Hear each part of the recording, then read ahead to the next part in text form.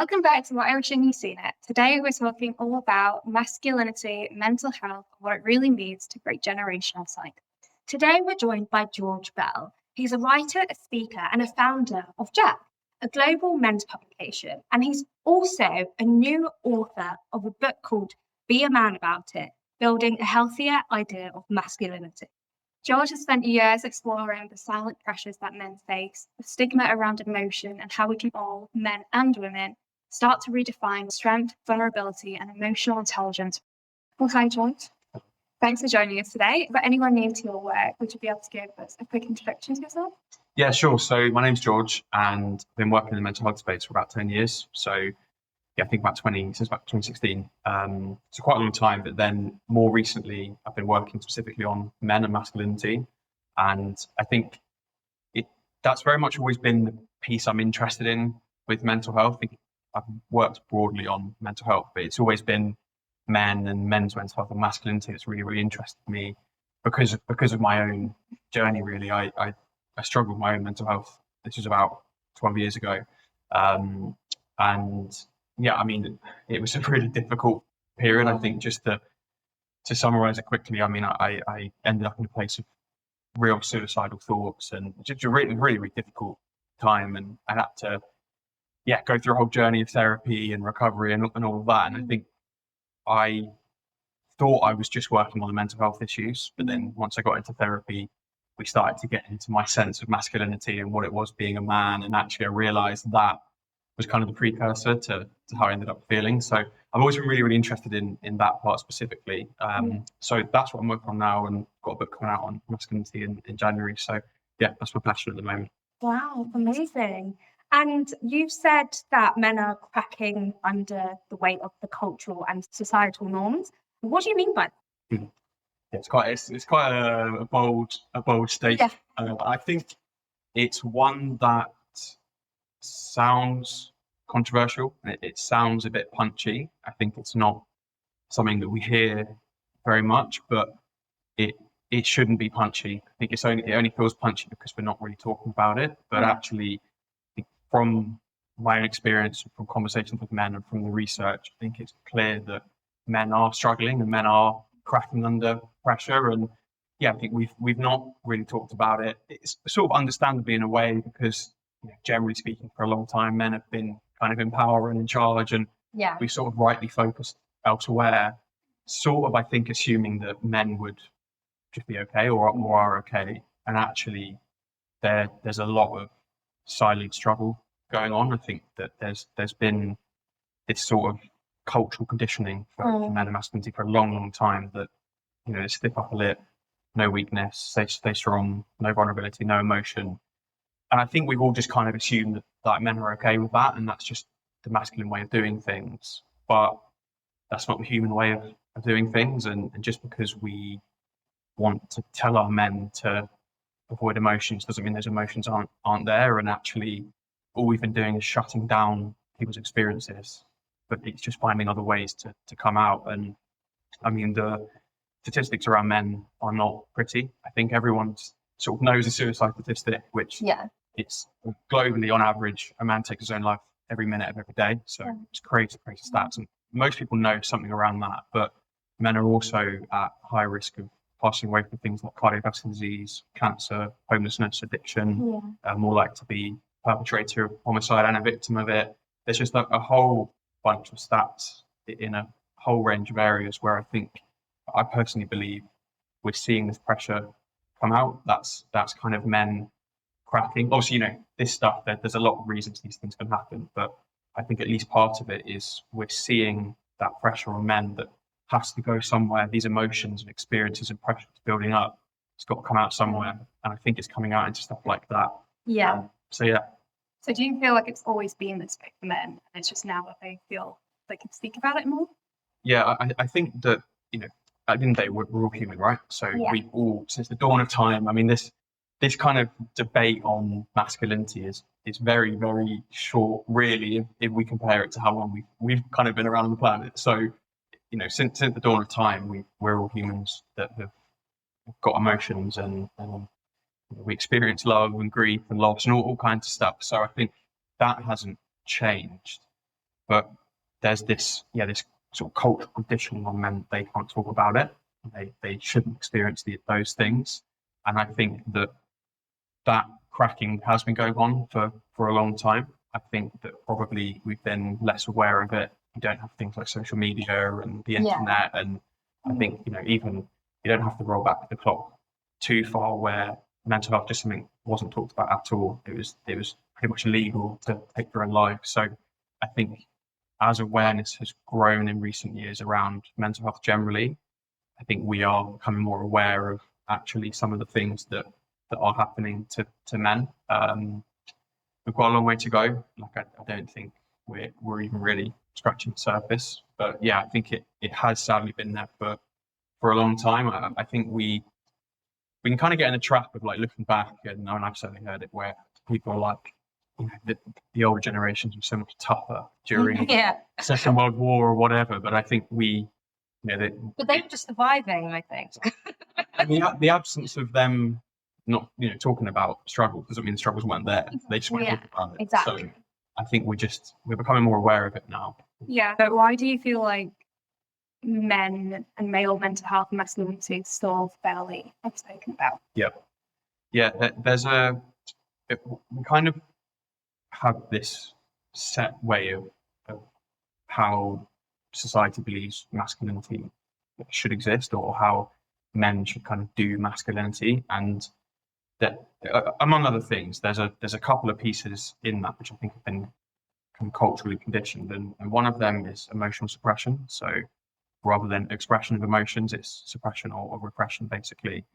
And the other one is this sort of deep resistance or fear to strong interpersonal connections, particularly with other men. That there's a sort of sadly strong bonds, platonic bonds between men get looked at through this lens of like homo hysteria or homophobic language or whatever. Yeah. So I think men deliberately keep other people at arm's length. So that is the version of masculinity that most men have been brought up in or taught or conditioned to believe.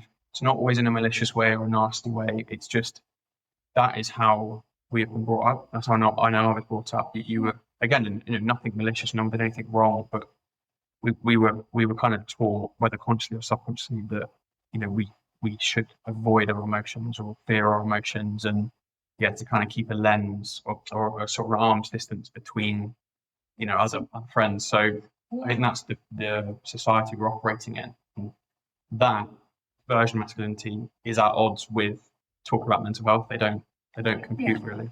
So do you feel like you were just constantly aware at the time, just like how much of a distance you kept? And was that, I guess, just growing up, that must be really hard? It's honestly, it feels bonkers talking about it now. I don't know what, like, you might be on the side over there thinking, like, can't even picture it, but it was just the norm. It was just the way things were. Like, I think back to, so when I was really struggling, I think back to then. So I was literally feeling suicidal ideation every single day for 6 months at least, might have been a year. I can't really remember. It was all kind of hazy, but it was like, that was my whole day from beginning to end, was just basically trying to stay alive. So, horrendous, but there was no part of me during that which even stopped to think, right, shall I tell someone about this? Like, who shall I go tell? Because it was just, I didn't even entertain the thought, because in my mind, men don't talk about that. So, looking back, I just think it's crazy. I didn't sit down with myself and say, right, shall I talk about it? Who do I go to? How do I do it? That just wasn't even, a conversation in my mind. And I think that's the same with these sort of connections with men. I think that it's been so ingrained into us to kind of not do that. But it's just a habit, and this stuff can be unworked, but it takes time. And out of curiosity, if you had talked about your mental health struggles, would it have been a man? It is a good question. That's a really good question. It is a really good question. And I think that probably would have been a woman. Yeah. I did end up talking to someone, but it was kind of forced out of me versus me offering it up. So it was a female partner at the time who called me out on abnormal behaviour, and then I just sort of was like, something's going on. I didn't have the language for any of it. I remember, I can't remember the exact sentence, but I said something to her like, I feel weird, and that was the entire kind of language I had on my whole mental health experience. But that was me opening up, and then she went and spoke to my mum and got my mum involved. So then I suddenly had two women who are good at this stuff, and they're not bound by these stupid kind of cultural rules around emotion. So they got me into medical pathways pretty quickly, and then from there was a whole kind of journey to it. But it was two women that did that for me, and if they hadn't intervened, would I still be here? Honestly, I don't know, and I think that it's a quite a heavy thought to grapple with, because at that point there was just I had no intention of finding someone else to open up to, and so it certainly wasn't any men. Like, I was seeing some of my best mates, my best male mates, every week, and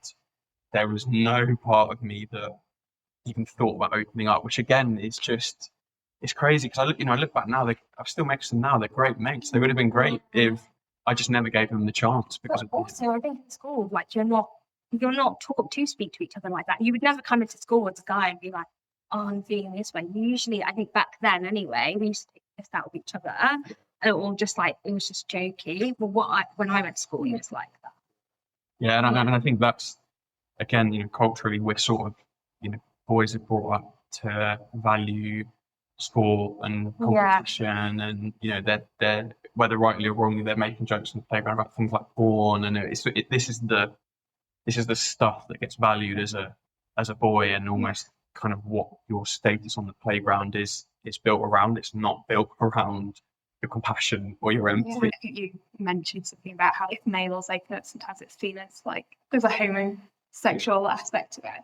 Everything at school used to be like, we'd use the term gay to describe stuff like that, and it was really horrible. Like, everything would be, that's so gay, like, you're so gay, like, and I think that was an issue I can imagine growing up as a man.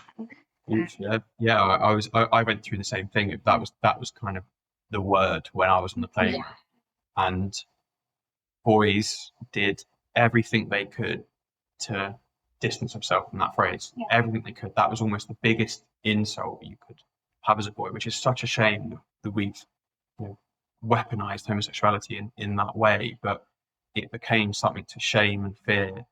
Even if you weren't gay, the perception of being that way to your peers was like a death sentence to a lot of boys, which is just so damaging to so many people on such a lot of levels. But we sort of conflated a whole bunch of stuff together that we shouldn't. So expressing your emotion was seen as gay. You were called gay or a girl, basically, and that's not what you want to be as a young boy, because those things get shamed apparently. So all this stuff got lumped together, and you did what you could to distance from it. And I think that has been so damaging to so many people. Like, obviously, now consciously I know all that stuff is wrong. It doesn't matter what anyone wants to call me, as long as I'm just being myself. And yet, when you're growing up, kind of swimming in that sea of that sort of homophobic culture for 10 plus years, at the time when you're developing the most, this stuff gets imprinted on you, and it's tough lessons. There's bullying involved. That stuff leaves a mark that unfortunately comes back to haunt you later in life, which I think is what happened to me. Really, I struggled with my mental health in my early 20s. So I think really that was the kind of school years coming back to haunt me, the culture and the bullying. I think because I'd always been a different kind of boy. I was always like skinny and emotional and sensitive, and I hated football, and like women terrified me, and just kind of everything that, like, as a boy in a playground at an all-boys school, you don't want. So I was bullied for that, because I was different. And again, for me back then, it's like there's one way of being a boy, and I wasn't that. So the bullying you just take as, well, I'm broken, I'm not good enough. So obviously that stuff came back to haunt me. I think now sort of way better place, and I know there's no definition of a man. It's kind of each person's definition, but that was the culture I was operating in. And that is the culture that a lot of men are still operating in. Not even just boys, but fully grown men. They see one definition of a man as one way of being a man and kind of doing masculinity. Anything outside of that is lesser than. So people are trying to fit into this perception of masculinity. If that's not them, and they sit outside of that, they're trying to be someone they're not. That's the pressure we're talking about. That it's not sustainable forever. You see, a lot of men have midlife crisis. We kind of use that term flippantly, but I think that is a phrase or a way of describing, someone that has reached this crisis because suddenly their life isn't what they thought it was, or they feel way off kilter with the person they're trying to be.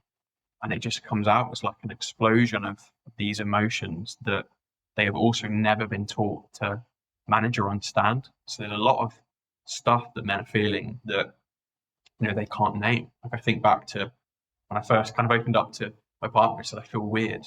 Like now I could way better articulate what I was feeling and why. But I just didn't have the language for it back then. And if we can't explain it, then we can't understand it.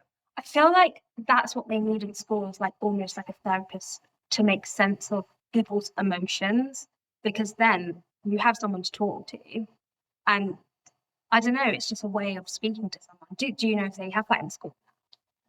There's definitely progress being made from what I understand. I think I don't know if there's like a nationwide kind of directive. I know it's been talked about here and there. I don't know what the latest is on it. I know schools have got a lot better with it, bringing in kind of, I don't know if it's called mental education lessons, but we've always had physical education lessons. I know they've been bringing in awareness on that, and there are often counsellors at schools. Like I had a counsellor at my school, so that there is an awareness for this stuff. But I think for me it should be absolutely non-negotiable. I think it should be a no-brainer to have that in schools, because I think people sometimes sort of bash schools and say, you learn about a bunch of stuff that you come out and you don't use, which may be fair enough, but I think something like emotions should be that should be a lesson that everyone goes through, because you will be dealing with them from pretty much the moment you're born until the moment you die. That is never present in all of the days. So the fact that we not had the education on that, and I think for myself, I had to basically get to the point where I wanted to take my own life before I then had to self-teach myself what my emotions were and what they meant. And that's been a long, long journey. And I think it's crazy that I had to do that. A lot of men don't survive that process. So I think it should be a complete non-negotiable in school. Do you feel like the damage is almost done if you had that kind of upbringing and that life at school, or do you feel like there's potential to learn and change, grow, and be there to support your friends? Yeah, I think the damage is never done permanently. I think that's the main message to get across is one of hope, and the way that we are now is not the way we always have to be. The brain is moldable and changeable, and so are we. So the damage definitely isn't permanent. I'm not saying it's going to be easy. I'm not saying you could listen to this podcast, for example, and then click things and suddenly you can bare your soul.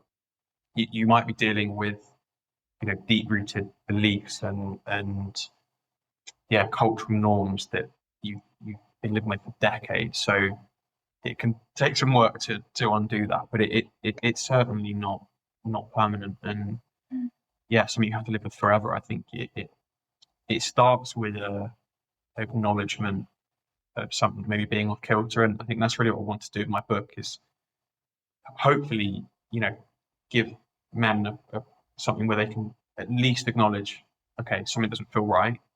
Maybe the only way they can talk about it is where I did 10 years ago. I feel weird, but that's fine. That's the first step of, okay, something's not right, and then then you can go on your own journey and change. But it's certainly not fun. What's that Netflix show called? The one, was it Adolescence? Yeah. Oh, yeah. Did you watch that?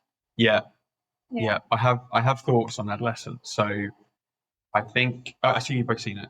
Yeah. So I think it was good and bad is what I'd say. I think it did a lot of good it definitely raised the conversation. Everyone was talking about boys and masculinity and harmful influences. Everyone was talking about it, and parents were making their children watch and everything and whatever. So I think it did a thing on kind of raising awareness and raising a level of conversation, and yet we then just went into this like hysteria around it, and the critique and the articles I saw were basically about how boys are things to fear and we need immediate lessons on toxic masculinity, and boys need to be taught how to respect women and all this kind of stuff, which obviously is completely fair, but it was straight away like, boys are a problem, we need to teach them not to be a problem, rather than the narrative of, well, boys can be amazing and compassionate and kind if they are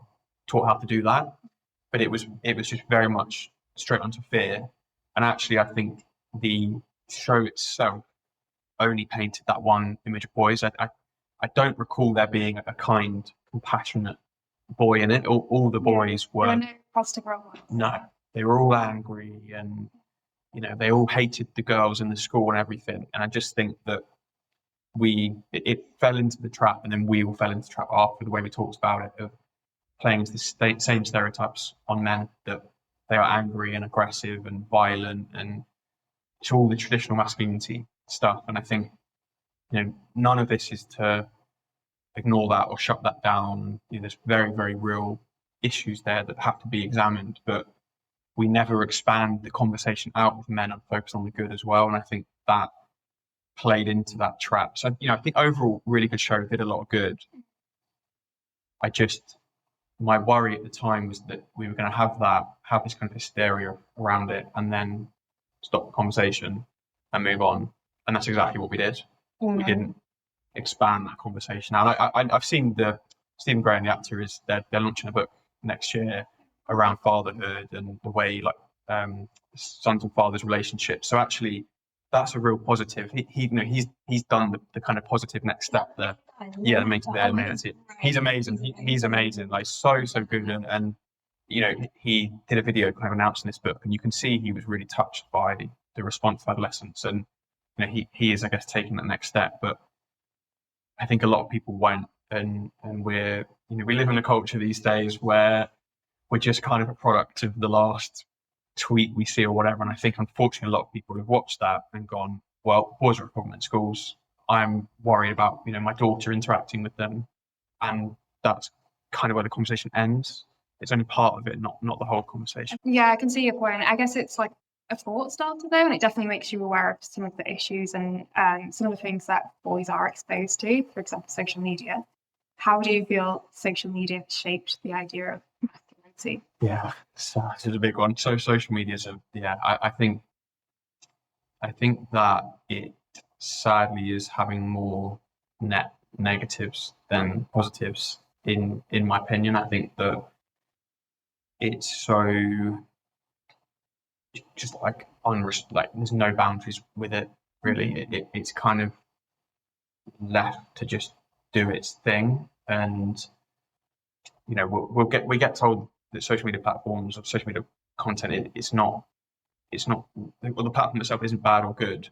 It's just a platform. It's how we use it, which, okay, fair enough, that makes sense. But if you take a boy, 14-year-old boy who's not yet developed a level of maturity and self-intelligence, self-awareness, he's not going to be able to monitor and manage his own emotions and the way he uses these platforms. These platforms are increasingly rewarding extremes. So they are giving a platform to harmful people like Andrew Tate, and that unfortunately is he's awful. Horrendous. Yeah, and I mean that was kind of what Adolescence is about almost, right? Like that kind of figure. And I think what I was saying on Adolescence is not to shut any of that down, because that is a real problem, right? And you have people like him. By last count, I think he had over 10 million followers on Twitter, and he's come up against various allegations this year, and yet has still gained over 10 million followers on Twitter, and people are learning and absorbing from him. And I think it's a really explosive, dangerous situation for for young people in particular, or or people of any age. It makes me so angry. It's like, how can you let someone go out there and just like post this stuff?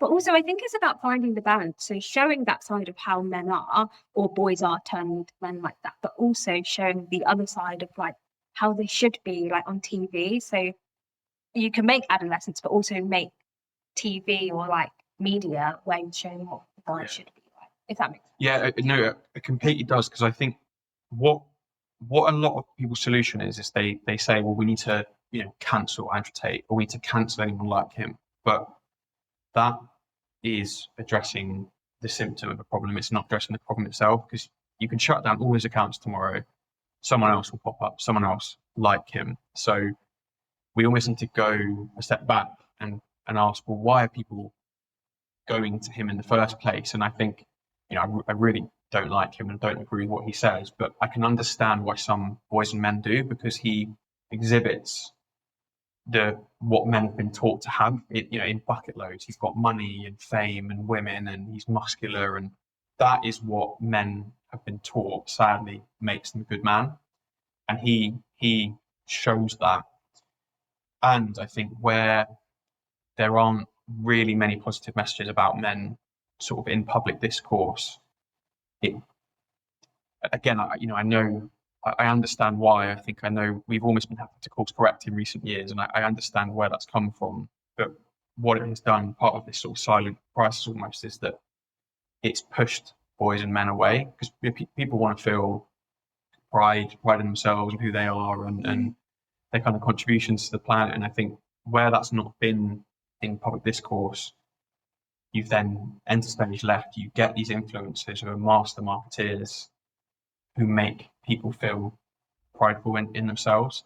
I think that's why a lot of boys and men flock to messages like this, because whether right or wrong, they have a way of communicating to these people that you feel proud to be a man. So I think that their sort of rapid rise is a symptom of the problem, and sort of highlights the problem that we need to expand out the conversation on masculinity and definitely talk about the tough stuff and adolescence and the violence and the rage and all that. That's really, really important part of the conversation. And don't forget the positives, and to celebrate men and talk about the good stuff as well. And I think that's how we draw more boys and men into this conversation and draw them away from people like Andrew Tate. Yeah, it's raising them in the right way. Yeah.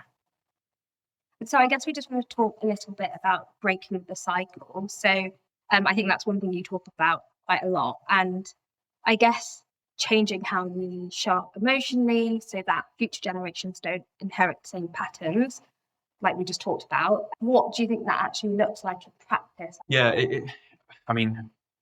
we're dealing with like big stuff, right? Like generational kind of cultural norms and traditions. So there's no quick fix. I wish there was. There's nothing where we just snap our fingers and everything's kind of fixed. But yeah, I think there's all kind of different tools that people will use themselves throughout life for different, to manage their mental health or their own sense of masculinity or whatever. So I think it's not about necessarily telling everyone these are set tools you should follow, but what everyone does need is a good sense of self-awareness and kind of emotional intelligence and regulation, like as we discussed.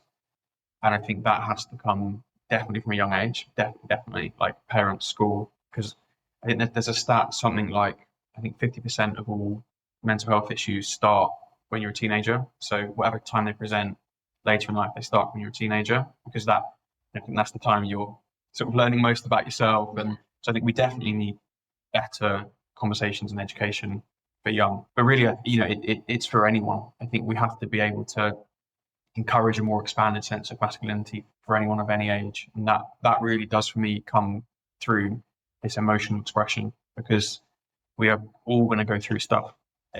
No matter how tough we want to be, we could think we're the toughest man on the planet, and the next day we could lose a loved one really, really suddenly, and there's no way that doesn't affect you. So I think it all starts with this, good sense of self, good sense of what masculinity means to each individual. So there's no one set definition, but it also doesn't mean that we can't just everyone's just trying to live by this one definition. So it's not about giving someone a new definition and saying we have to follow this one instead, but it's about getting men more comfortable with an expanded sense of masculinity, and how they fit into that, and then emotional expression. And I think then on top of that, you can build different tools and ways of connecting that people have that is their preference, but that has to be the foundation, and it has to start for the young.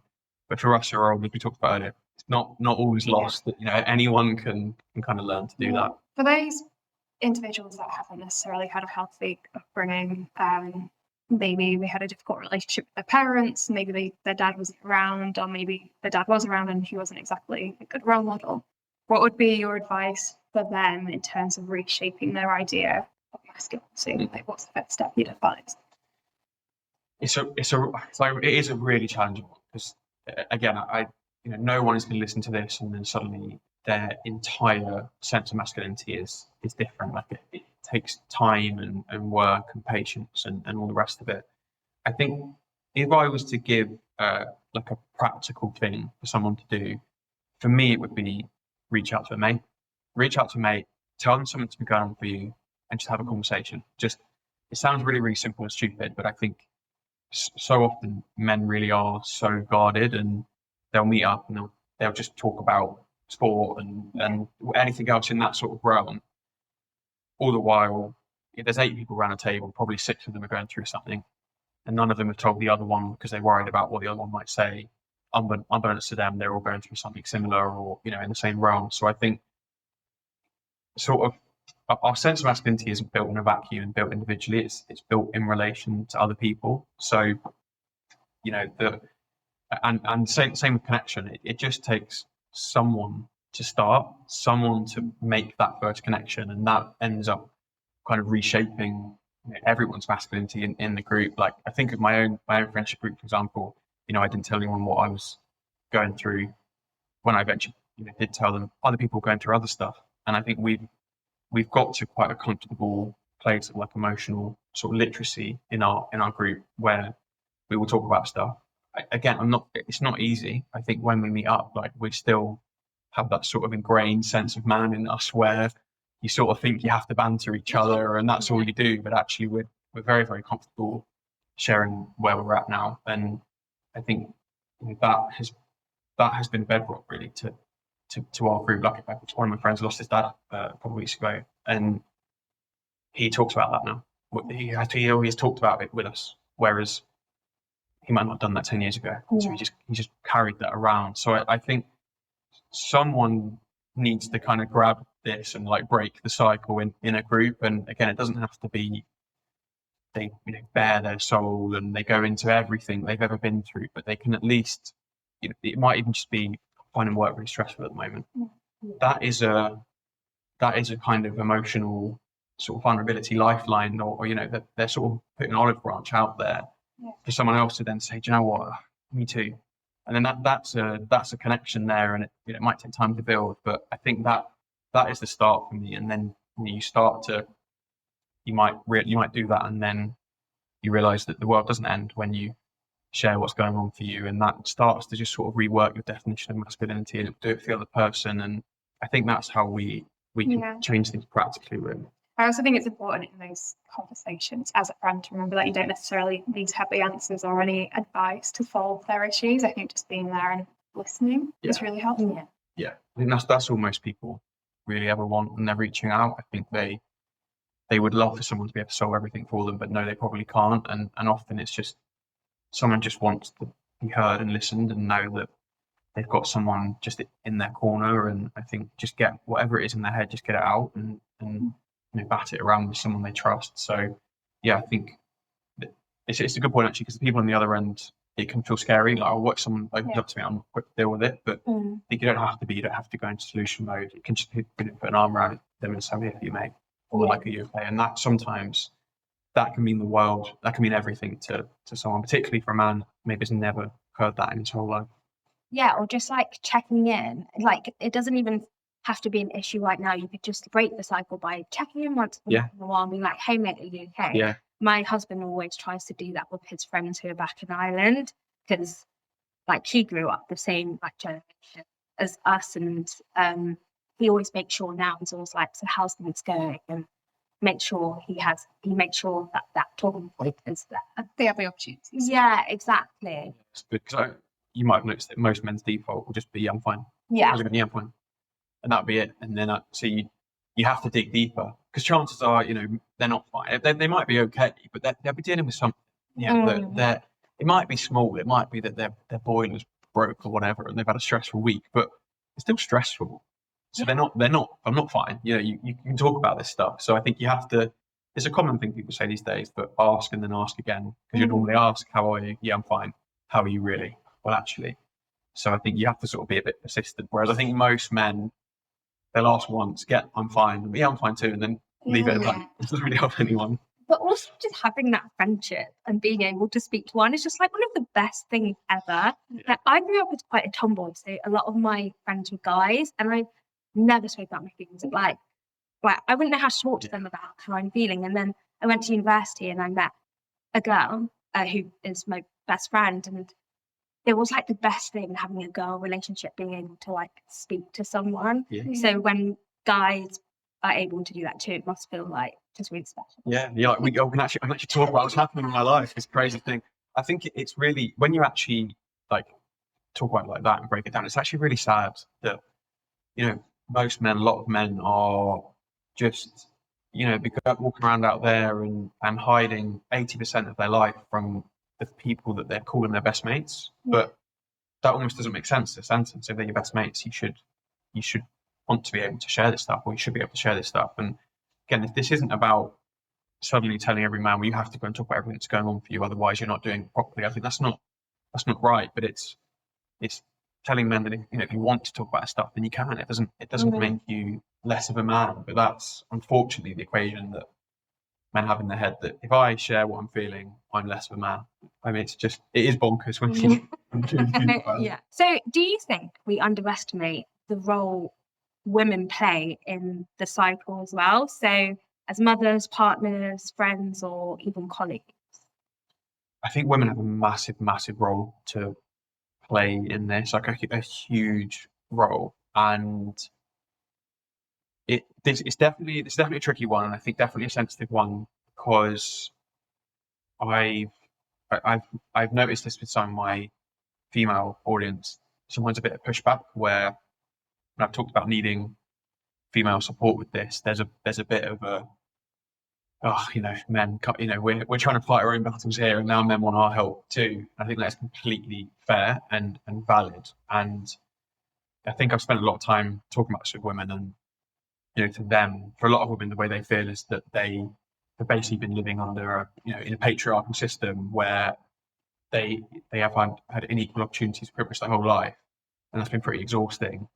And now suddenly men are going, "Oh, can you come help us as well?" Actually, and they're exhausted with that. And there's a term called man keeping. I don't know if you've heard that term. It basically means that women are having to pick up the emotional burden for men who are essentially emotionally stunted and are now hitting some sort of crisis, have no idea how to talk about it, what to do. They've got no friends they believe they can go and talk to about it. So women have to pick up the burden of it, and they're exhausted with that, and they don't want to do it.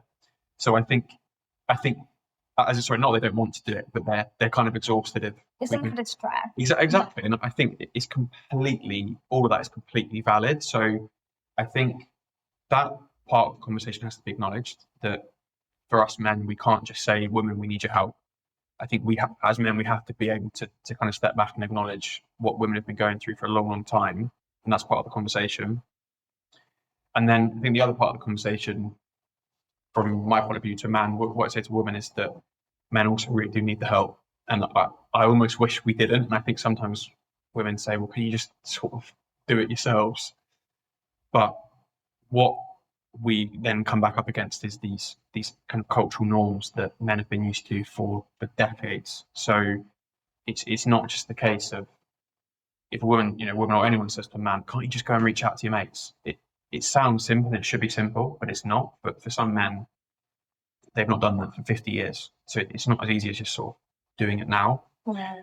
So I think that we sort of have to acknowledge that part of it as well. And for example, if we look at the male suicide rate, the response generally in recent years, or the way of tackling it, has been to tell men to just talk more or just open up more. Suicide rate isn't getting any better. It's actually got worse. I think it's at, I don't know the exact date, but it's at its worst for men in the last 20 years or something in the UK. So it's not getting better. So I think obviously suicide is very, very complex, and it's not, you can't just paint a linear line, but I think there's an example there of where we've had more awareness in recent years. We've tried to give men agency to talk more. Actually, things clearly aren't getting better. So there's a piece there that clearly just giving men sort of agency to change isn't necessarily the whole solution. So I think we do really need women's support, particularly as they, generally speaking, aren't kind of operating under the same rigid cultural norms of emotional suppression. So I think women have a really powerful role to play in maybe helping men to open up, maybe role modeling what good emotional expression looks like, maybe role modeling what it's actually been like trying to exist under this sort of, you know, patriarchal system. And I think, you know, for us men, it's on us to, yes, maybe lean on women, but also talk to them, learn from them, listen to them, learn what they've been doing, and then empower ourselves really to then take personal agency and change things, be the ones that can then role model things for our male friends, or be the ones to reach out. We can't expect women to solve all of that for us. So I think we definitely need each other. You know, as men should be supporting women as well. But yeah, it's definitely a slightly sort of sensitive topic because there's so much, I guess, frustration and pain on both sides that people have been coming up against for decades, and it all sort of comes out in this conversation. But yeah, I think they have a critical role to play, and you know that's a personal one for me as well. Like we said already, two women ultimately probably kept me alive. So I know firsthand the role that women can play, and you know, I think if I talk about that whole journey there, they were that first point for me. And then after that, you know, really I then took agency over therapy and doing the work myself. But I always needed that female support at the start. I do feel like helping men is going to help women. Yeah. If there was a readjustment in the way we view men and the way men in turn view women, it's going to help everyone, right? Yeah. It's again, this one's like a really sensitive one, but I think I've seen us maybe fall into the trap of kind of talking about the patriarchy as masculinity, and you know, they're not. There's obviously overlaps there, but they're not the same. I think people often talk about the patriarchy as a man, but patriarchy is not a man. It's a social system, one that's upheld by men and women, as uncomfortable as that sounds. But you know, it is obviously a system that primarily has been built by men to benefit men and abuse men. So I think you know, we have to acknowledge that, and also acknowledge that the kind of spoils of those at the top are not shared equally among men. And actually, there are a lot of men who are also struggling under a patriarchal system. And you know, everyone kind of is struggling to different levels and different degrees. But I think we have sometimes, you know, social media is sort of in the depth of nuance, but I think we've sometimes fallen into a trap of just letting everything down into patriarchy are men, therefore men don't struggle or can't struggle in this system. Whereas actually a lot of men are. And actually I had a really good interview with someone called Lee Chambers in my book, who says that the kind of greatest power play patriarchy has is keeping us divided and fighting among ourselves, make it men versus women, because that's what it wants, because then it will sustain itself. Whereas actually, when you get good men and good women uniting, that's when you can take the system down. And it's about elevating men, elevating women, elevating each other, and that's ultimately the aim. Whereas I think we do get into this scrap of men blaming women, women blaming men, all the while the system that is harming a lot of people on both sides continues. Yeah, and it looks different in different situations. Like sometimes we're talking about equality, sometimes we're talking about equity, sometimes it's about me giving my full support to a different cause or a woman. Sometimes it's us balancing the support we give. I think, you know, we give different levels of, I guess, support at different points, but it's acknowledging that we can do that. And I definitely see this play out on social media a lot, where it becomes a very sort of binary zero-sum game, where I've had stuff myself where I've talked about needing better rights for men in certain situations. So, for example, I've talked about we need better paternity rights. I've had women then say to me essentially that I don't care about women or maternity leave or maternity rights, which is not true at all. But I think we've got into this trap of thinking that if we care about feminism, we don't care about men. If we care about masculinity, we don't care about feminism. Whereas, we can hold support for more than one cause, more than one group, and actually we have to kind of lift us all up at the same time. It's really murky territory, and even just on going through the journey of writing the book and sharing the content over the last year, I've learned how to have this conversation in a bit more of a balanced way. I think when I first started talking about men, I sort of naively thought, well, I can just talk about men because loads of men are taking their own lives, so I can just talk. It makes sense that we need to support them. I can talk about men, and I've got essentially what is people's own experiences and frustrations and projections coming out onto that, and I've had to sort of learn, all of it's fair and valid, and I've had to learn on the journey of, okay, how do I talk about this in a way that still acknowledges everything else that people are feeling, which will be present, and kind of have a more expanded view on the conversation.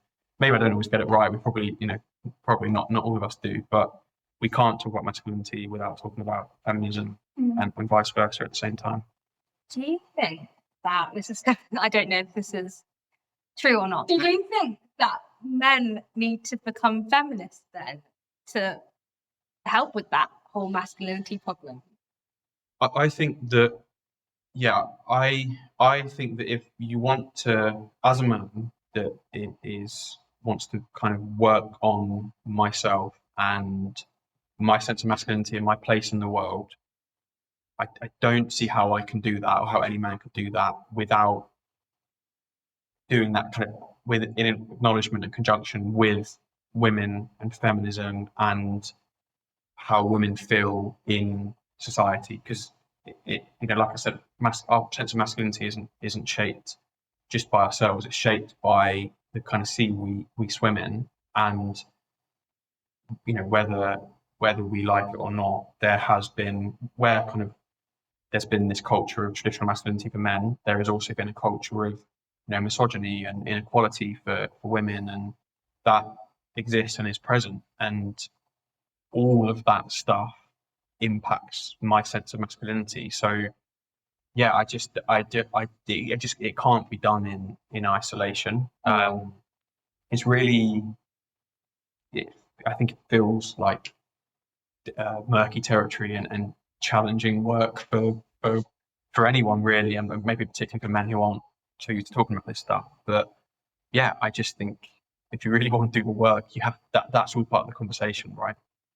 So we're going to talk about the book now. You've interviewed everyone from soldiers to scientists for your book. Was there a particular story or a moment that really stuck with you and changed your perspective? That's a good question. I think there's about 43 interviews in the book, so I have to kind of go through the mental file effects of it. I think what was really nice for me was I knew I wanted to do a load of interviews and do a range of interviews, because the kind of core component, or the core theme running through the book, is that masculinity isn't fixed and there's no one definition of it. That's what men have been brought up to believe, but it's false really. And so I wanted to interview a whole bunch of people from different walks of life, just to really kind of show how stupid it is to have this one definition of men, all different ages and ethnicities and sexualities and experiences, all that kind of stuff. So I kind of knew that was my intention, but I started by thinking that I'd just get a few quotes from them just to sort of drop into the book throughout. I had the first couple of interviews, and I think it was one of the first ones, that might have been the second one. We literally, within 10 minutes, we went into, this guy had a car crash, trauma, hadn't spoken about it to his dad for 20 years. He'd lost all his time with his dad, didn't think his dad loved him anymore. I think it took him and his parents 25 years to finally talk about what happened on that night. And I was just sat there, the depth we went to so quickly, and I was emotional actually talking to this guy. And I suddenly really quickly realized, actually, these are going to be a massive part of the book. These stories are actually always going to make they're going to be way more than just the bones.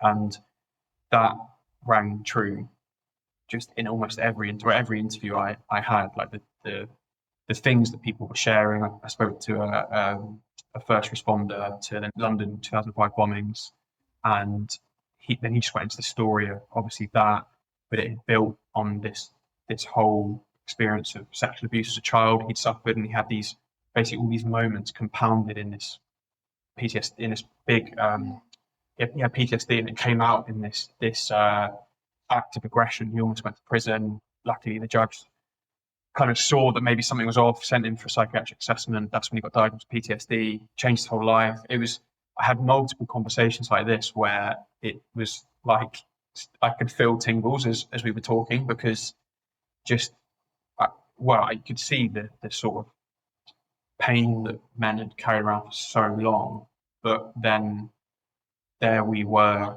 talking about it, and I didn't record them, but I've obviously written it down. But then in that moment I was like, well, this is everything we've been told we're not meant to do as men, and here we are talking about it.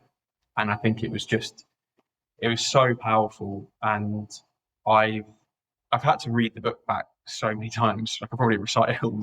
Well, I've had to read it back so many times for editing, but I literally just submitted the final version today. I think this was like my 11th read through. Honestly, I've not, like, it sounds biased, but I've not been bored reading it back through yet, but mainly for the stories, because it's just, once I've been reading about the things that people have been willing to share, and that story of the guy caught up in the London bombings, every time it's got me. Every time I've been like holding back a tear of some nature. So I think not necessarily like one standout story, but as a collection, I feel really proud of I guess the people that have come forward to share, both men and women, and they're not surface level. Like it's not just been a bunch of people go, yeah, we need to talk more.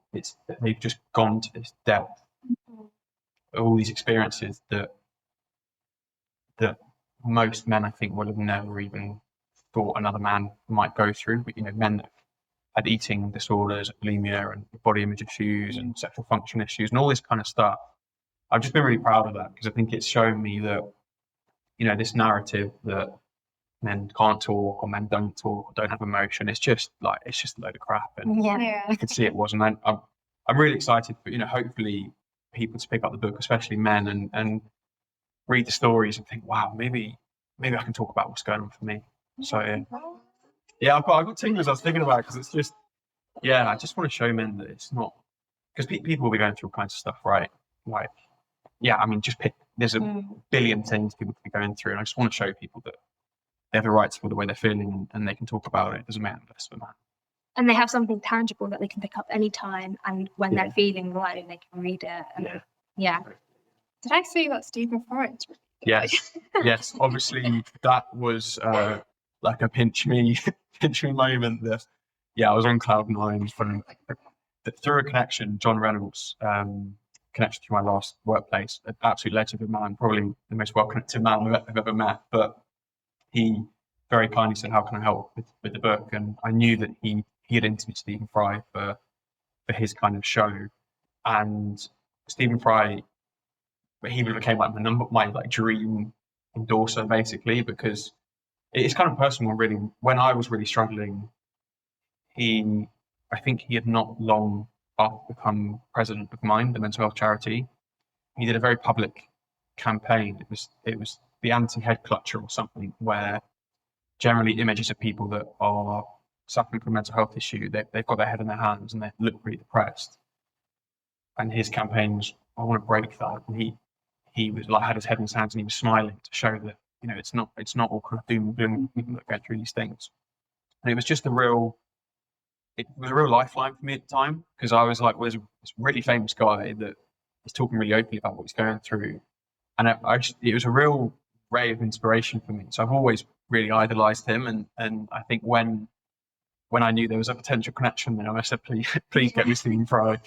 So he made the connection. Obviously, he had to still read the book and like it. So there was a sort of nervous few weeks where I'd sent off the book, and I was just waiting for hopefully him not to say a bit crap. But it's just it's amazing, and I think hopefully it's, if I think about it sort of selfishly, I'm hoping it convinces more men to want to pick up the book, and I think it could be easy for someone to, if they've never heard of me or met me, just think I'm some guy on my soapbox trying to chat them into change. But I'm hoping that if people can see, people like that of that caliber saying, this is important stuff to talk about, that hopefully they'll pick it up. So, what gives you hope that this conversation around masculinity is starting to change? I think the fact is, it has been in the sort of public discourse over the last year.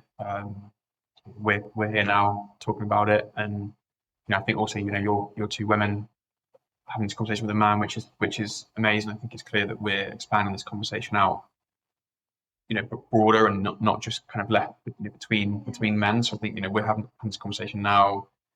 Obviously, my book has it's been picked up. I think if there wasn't if the publisher didn't see any market for it, it wouldn't get picked up. So I think there's signs like that. Well, clearly people are interested in this stuff. And then we've obviously talked about adolescence.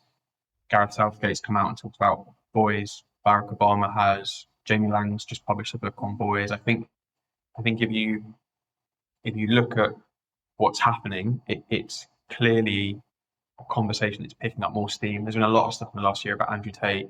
Again, I know that's a very, very extreme example of kind of masculinity and maybe where stuff can go wrong, but at least we're talking about it. I think if you look back over the last year, there's been all these different people and instances and content and shows and stuff that it is coming out. So I think that's clearly a proof point that people want to have this conversation. I mean, Adolescence was so wildly successful because people wanted to watch it and learn more and I guess engage with it. So I think that's amazing.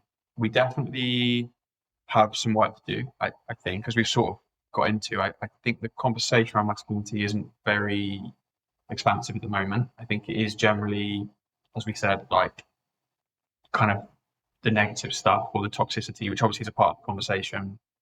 Or I think sometimes we go just to the other extreme, just tell men to cry, just cry more, which obviously there's a validity in that. And also that is another extreme, really, where most men, and I think most good men don't realign themselves with the sort of radical views over here.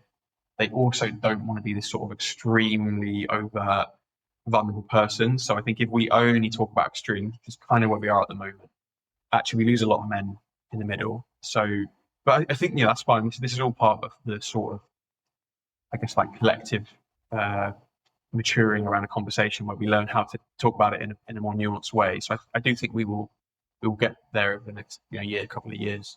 So yeah, I think I definitely do feel hopeful. That is my genuine feeling. It's not one of sort of despair. I do really think that we are kind of getting there.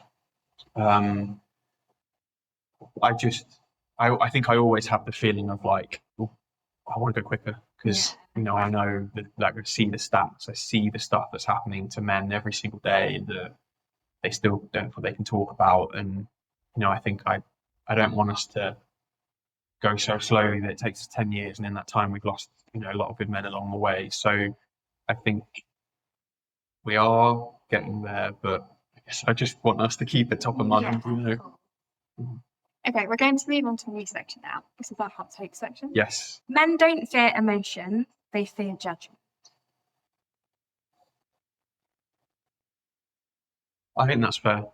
I think I would say that men probably don't have a full grip on their emotions. I think most men, if you ask them to explain all their emotions and what they feel like and why they present, why they trigger and what they do about it, I don't think we have to do that. So I almost think men can't fear emotions because they don't know them all. You always can't fear what you don't know, but men do know judgment and they know shame, and shame for a man, to be shamed by another man is like a death sentence. So yeah, I think a lot of what men do is to avoid that judgment and that shame rather than to avoid the other thing. So yeah, I think there's some truth in that.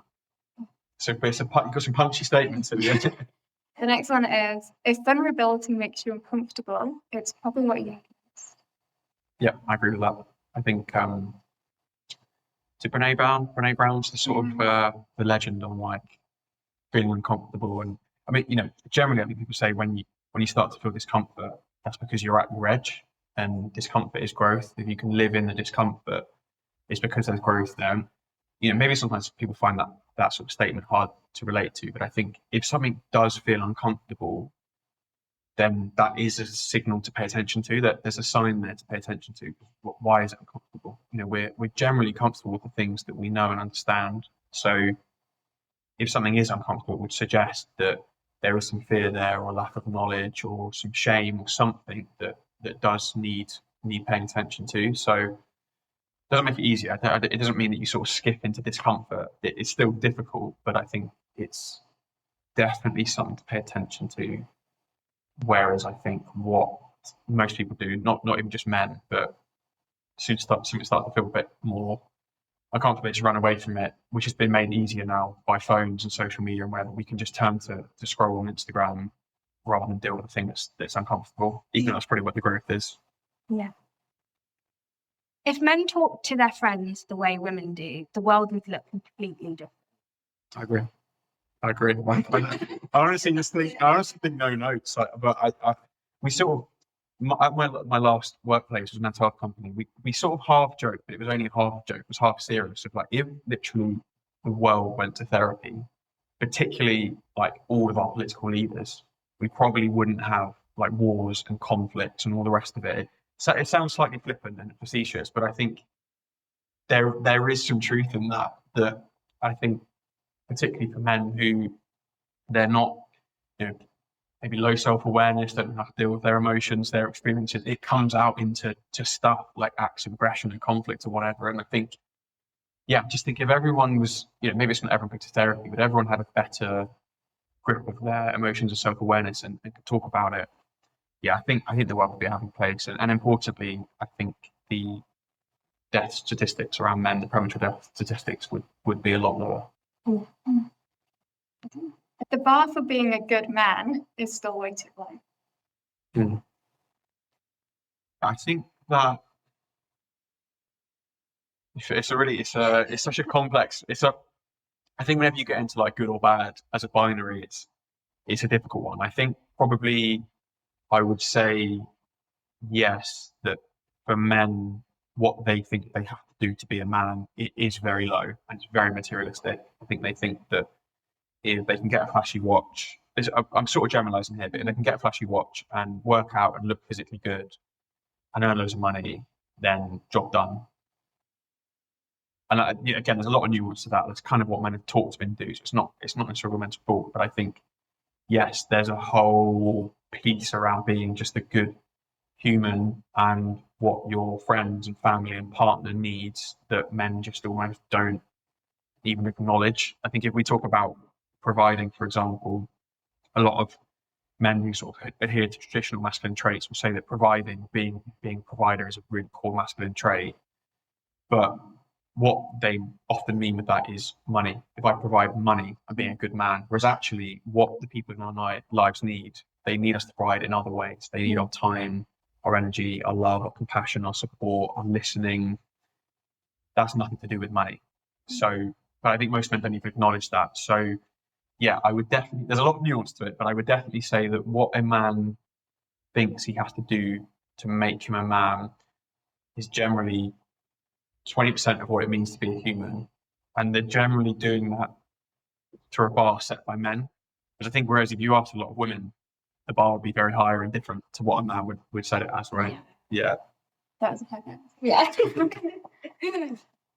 Okay, so the last one is, the real red flag isn't men showing emotion, it's men who can't.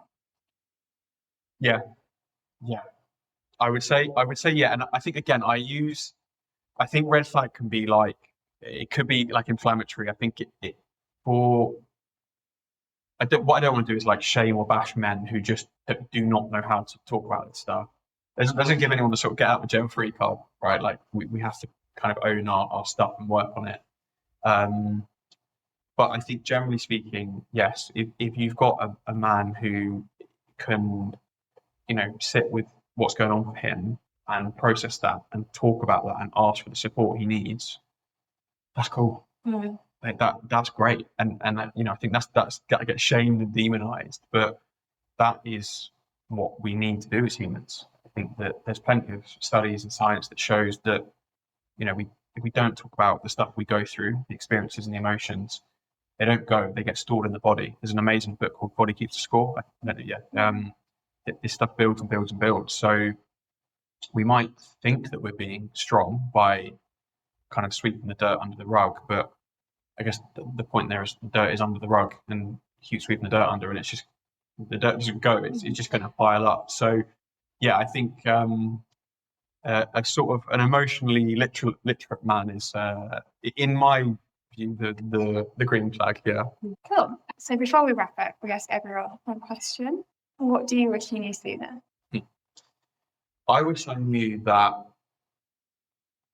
I could be the man that I am and wanted to be, and that was okay.